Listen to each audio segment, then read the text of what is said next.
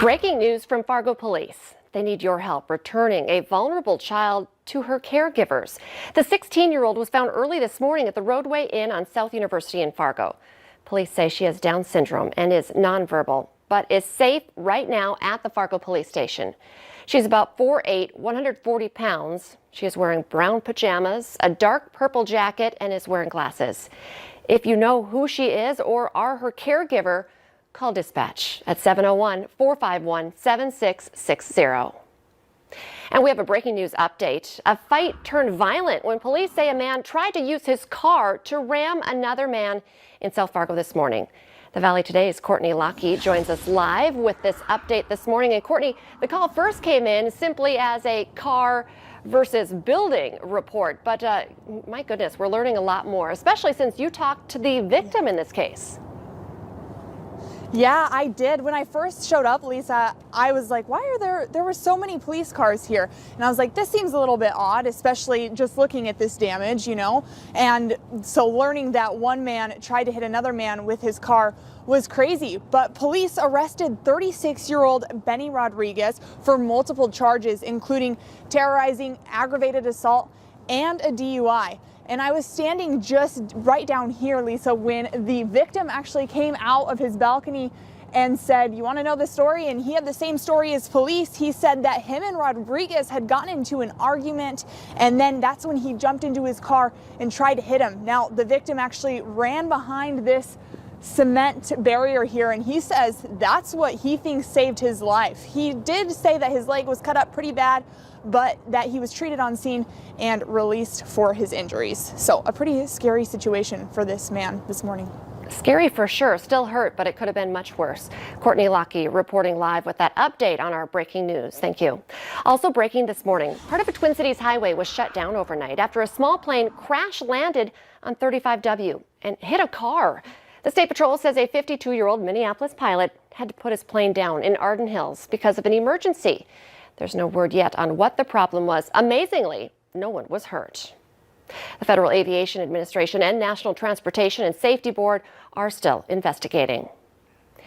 New this morning, an 84-mile police chase that started in North Dakota and ended in Montana finally landed a Wisconsin man in jail.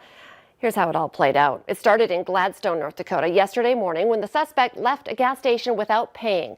State troopers clocked the driver at more than 80 miles per hour on I-94 headed west.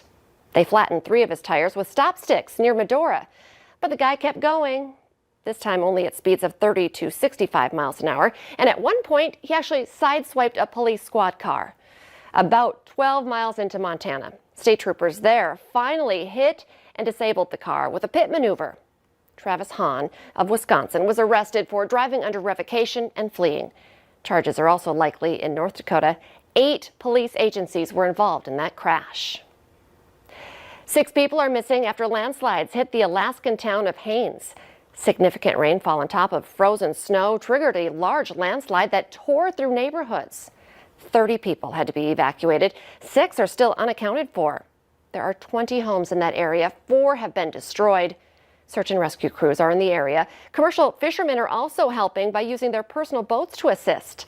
Police say the search and rescue efforts were suspended last night due to rumbling, unstable ground, but efforts will resume this morning.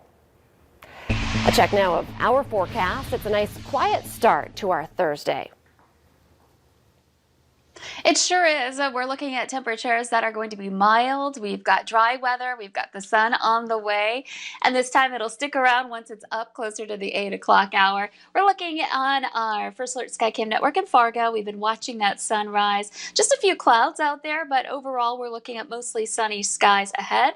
And you can see Venus brightly shining right now. And we'll continue to see some conditions that are really pleasant as we work our way through the day. Now, you know, it's December, so our December mornings are going to most likely be below freezing, so you'll still want to bundle up, but this is much milder than what we've seen many December mornings in the past. And we're looking at some teens and some 20s here. It's 19 degrees in Fargo, 23 in Grand Forks.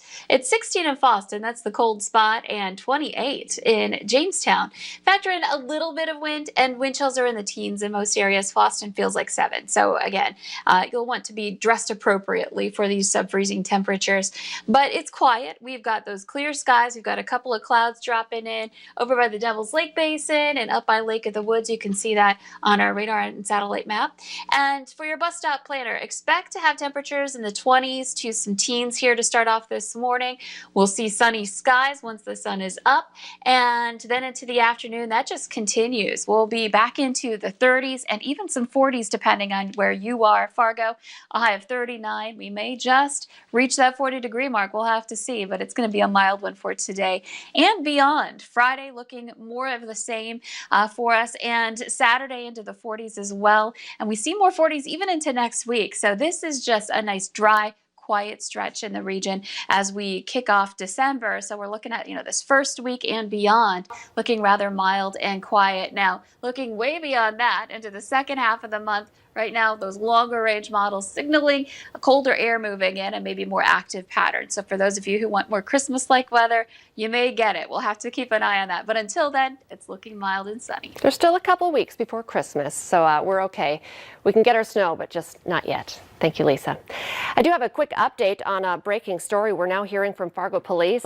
We were telling you that there was a girl who was found, a vulnerable child, found at a Fargo hotel. She has been returned to her caregiver. So we are working to get more information, but that update from Fargo police right now.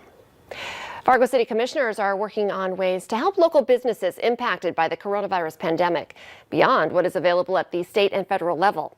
A few of the ideas that they are looking at are waiving next year's liquor license fees, adjusting utility bills, and reducing property taxes. City Planning Director Jim Gilmore says at least 30 Fargo businesses have closed so far during the pandemic. That includes 7 hotels and 19 restaurants and breweries that have not renewed licenses required by the city. This morning, North Dakota Governor Doug Burgum will lay out his priorities for the next state budget. The governor will address legislators at 10 o'clock this morning with his 21 through 2023 budget proposal. This comes as many states, of course, are experiencing big changes in budget forecasts while the pandemic shuts down businesses. Stay with Valley News Live throughout the day to see how the governor wants to spend your tax dollars. Minnesota Governor Tim Walz's COVID focus today is how the pandemic is impacting housing. He's holding a news conference this afternoon to highlight assistance efforts that ensure people can afford to stay in their homes. He'll be joined by the Lieutenant Governor and 4 state agency commissioners. As COVID-19 cases and deaths surge, hospitalizations from the virus have hit an all-time high. That has the CDC once again asking Americans not to travel for the upcoming holidays. Its director, Dr. Robert Redfield, warned the pandemic death toll in the U.S. could hit 450,000 by February. He said the winter months ahead could be the most difficult in the history of public health. Let's take a look at our numbers here in North Dakota and Minnesota. New COVID cases are up in Minnesota, an additional 5,192 cases. That's a big jump from the day before when cases numbered at 3,570. North Dakota has an additional 486 cases compared with 409 reported the day before. Minnesota is also reporting 77 new deaths, and North Dakota has 12 new COVID deaths. Just hours after a Grand Forks mom gave birth to her son, she found out she had COVID-19, and family and friends say it's a long road ahead. 6-pound Thompson John was not only isolated from his mom, Brittany, because of her positive COVID test, but his dad and big sister were also positive. That's when the newborn baby's grandparents stepped in for his first weeks in the world. The thought of having to leave the hospital without your wife after having a baby, to me, there's no worse kind of situation. Several people in the community have organized a gift drive for the family. We have all the details on how you can help out. Find this story on your VNL News app and click on it. A group of North Dakota doctors is asking Governor Doug Burgum to extend the statewide mask mandate until at least February, maybe longer. Members of the state chapter of the American Academy of Pediatrics says since the mandate started, active cases in the state have been nearly cut in half. They say North Dakotans should continue to wear masks until immunizations become more widely available. North Dakota's mask mandate is in effect through December 13th.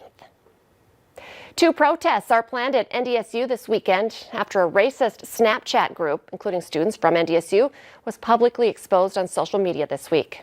It prompted dozens to demand action and change on campus, with several reaching out to our Valley News Live whistleblower hotline.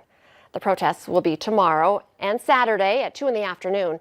Tomorrow's will start at the Memorial Union and end at President Dean Brashani's house. The one on Saturday will be at the university president's home. Got to show you this video. A dog is waking up safe in her West Fargo home today after a dangerous turn of events on the Cheyenne River. Someone spotted the dog stranded on a piece of ice around 9:30 yesterday morning, called 911, and that's when Cass County Sheriff's deputies came to the rescue of Luna. She was brought back to shore and back to her family. Let's get our answer now to our question of the morning on Facebook. Today's question: 66% of the Earth's population has never seen this. Well, we're not seeing it right now. December in North Dakota, that's weird. The answer is snow. Remember, the Today Show and CBS This Morning are just about to start, but the Valley Today rolls on right now on the Fargo